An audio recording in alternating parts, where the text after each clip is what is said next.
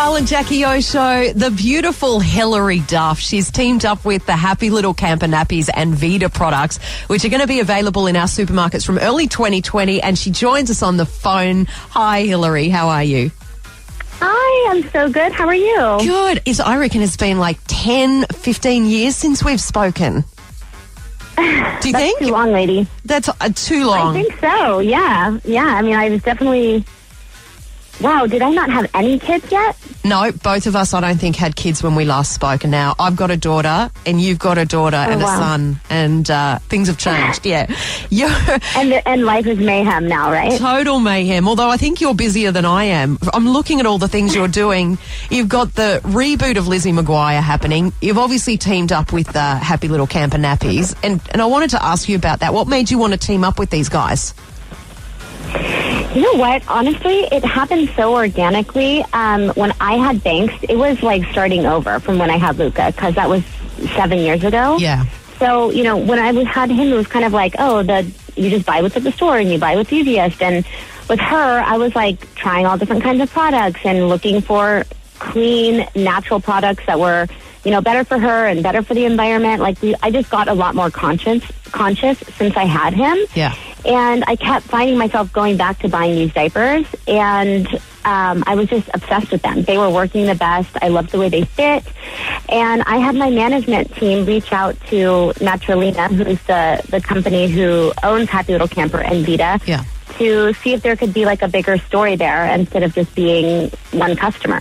And do you think you'll come out next year when it launches in our supermarkets? Absolutely. I love Australia. I have to bring my family there. I think Banks would absolutely die if she saw a kangaroo. I definitely can't wait. As soon as possible, as soon as we're ready, you know, to get into all of the supermarkets there. We're having many conversations with Kohl's and Woolworths. And I'm definitely going to be taking my family on a trip down there. That'd be nice. How do you find a girl versus boy? So as I said, I only have a daughter, and there was a part of me that almost didn't want to have another baby because she's so perfect and well behaved. And I've seen my friends that have boys, and they're just crazy, like next level energy.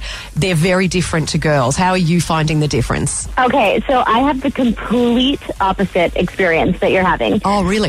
My daughter is like go, go, go. She is on the move constantly. She cannot sit down. She's like a maniac. Yeah. And then my son, he has a lot of energy too, but he's and oh, sorry, you just cut out there, Hilary. And I feel like she's going to be such a bruiser. Oh, I said my son is just the complete opposite. He has a lot of energy, but he's really sweet and kind, and I'm afraid she's like a little terror. She might not be. My daughter started out the same way. Like, she wouldn't even lie down in a pram because she had FOMO. She wanted to see what was going on all the time. Like, yeah. Okay, so that's my daughter too. Yeah, but so then it changes. Is that what you're saying? It changes and they mellow out. So don't get too scared of that. And she won't. The naps went so quickly. I mean, it was, I think, maybe 7 or 8 months into it, she decided, I'm not napping anymore during the day. And you know how much we love the naps, right, Hilary? That's like our time out. By the way, if the naps are gone, your life is over. That's right. I know. Like, how do you survive without, like, I need that hour twice a day. What do you get everything done? Because she is glued to my hip, too. Like, she is so attached to me. Yeah. See, Kiddo's the same. What do you do in the hour that you get to yourself? Oh, half the time I'm just grateful to be able to shower my body. Yeah, that's it, right? But, you know, I also have, like, we have 4 dogs, and, you know, I try to, like, check my email, and I have another child. Like, it is just complete craziness over here. I don't know how. Thank God I have 2 amazing employees that work for me and keep me on top of, like, showing up on time and, you know, knowing everything I need to do. Thank God.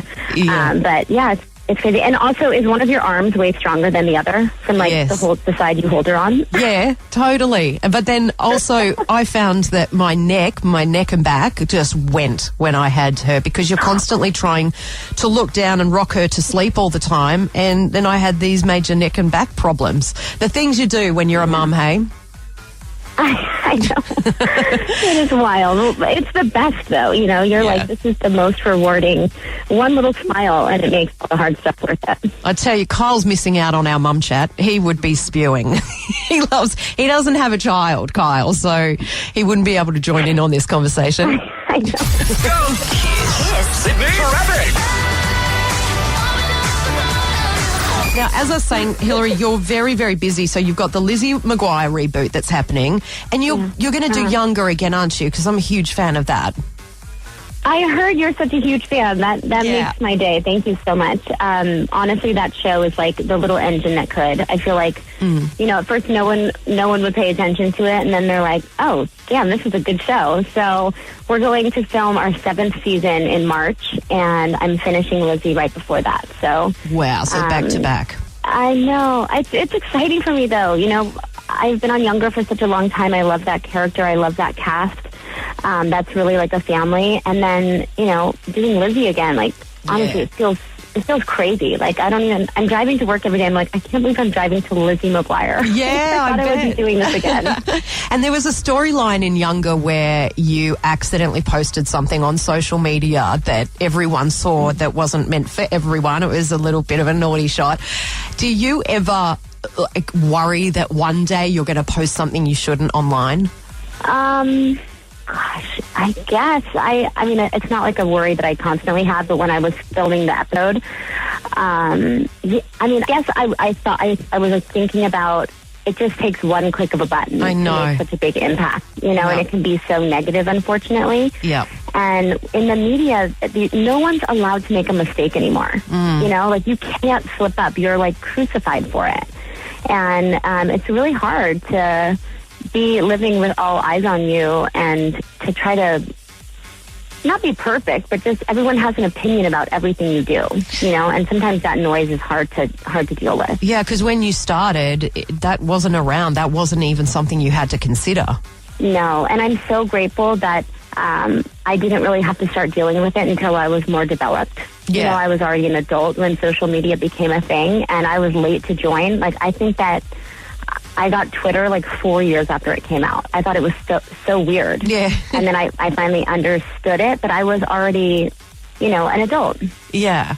I want to introduce you to someone that works on our show. He's dying right now. He is such a huge fan of yours, to the point, Hillary, where on his desk he has photoshopped himself in with you. It actually looks really real.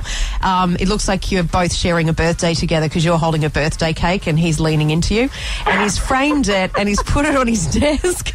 And his name is Tom, and he's shaking at the actual thought of talking to you right now. Tom, say hi to Hillary. Hi, Hillary. Hi, Tom. How are you?